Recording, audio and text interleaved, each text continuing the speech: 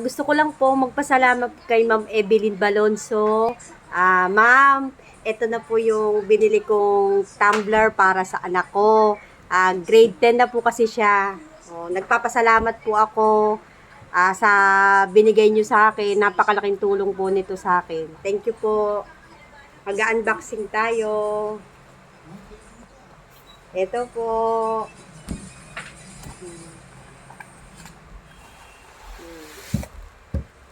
Ito na po yung binili ko para sa aking grade 10. Thank you, Ma'am Evelyn. Sana marami pa pong kayong matulungan. Napakalaking blessing po sa amin na ipinagkaloob nyo sa akin. Thank you po talaga.